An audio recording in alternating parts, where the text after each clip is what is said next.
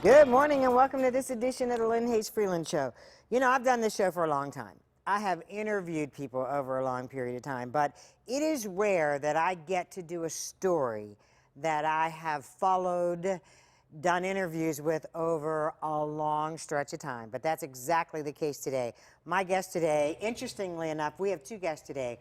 Robert Wideman is here in the studio, and his attorney, Mark Schwartz, is across the state in Philadelphia. If you don't know the names, you don't know the story, you're going to be glad that you did. So welcome, Mark. We're glad you're able to join us. Mark is at our studio in Philadelphia, KYW. Thanks for taking the time to be a part of this. For me, this is a momentous occasion, so we appreciate you. Well, thank you. I only wish I could be there in person. We wish you could be as well, and I feel like we almost need a bottle of champagne. Robert Wideman, Robbie Wideman, it is an honor for me to have you in the studio today. You spent over 43 years behind bars. Yes, almost 44. Mind if I take these off? Nope, I want you to be comfortable. You've been out for about 3 months now. Yes. Next week it'll be 3 months. I'm still counting the days. I know that's right. Tell me the day that you walked out. Tell me that feeling. Tell me that feeling. Oh, it was a strange feeling because I didn't come out like most people come out. I had to go to see the doctor before I came out because I had a back operation a month prior to coming home, and so they had to take me for my last checkup, and so they had to do that first. So they took me there, still in the prison garb with the handcuffs and the jumpsuit, and took me to the renewal center. And when I got there, like my whole family was there. Wow. Was that emotional for you? Whew.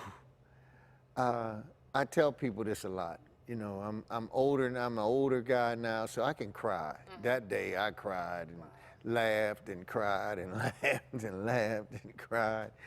Because people kept coming, you know, like cousins and nieces and nephews. You know, my son, his mother, my son that got killed, his mother. You know, just all kind of people just showed up.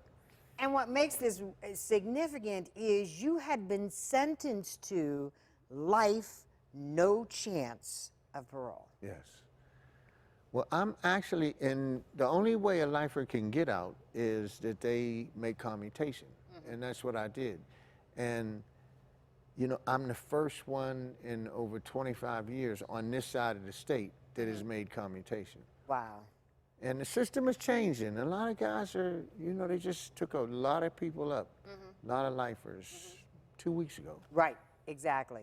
So. And Mark, I'm going to bring you in at this point because I remember this. I mean, I remember this life with no chance of parole. Robbie Wideman, who I knew as a kid, that sounds overwhelming, that feels overwhelming, yet this is a case that you had fought for since the early 1980s. That's correct. And the sad thing is, there are a lot of Robbie Widemans still in jail, and felony murder shouldn't be a statute in Pennsylvania. It never worked with the American system. It never will. The legislature and the courts have got to invalidate this. The pardon board can't do it all. And one of the things that made this particular case unique was the fact that there was a homicide committed in the course of another crime. A man was shot and killed, but Robbie Wideman was not the gunman in that case.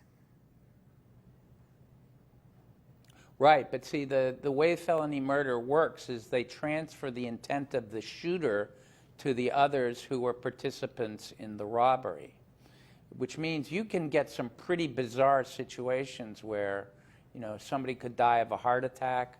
I've been contacted by a gentleman in North Carolina who wasn't even on the scene, who ended up with life in jail for felony murder. So it's something that's really antithetical to our system. And it's something that gave pause to Jeff Manning as prosecutor and now as judge. You know, he's been bothered by Pennsylvania's having felony murder for a long time now. Indeed.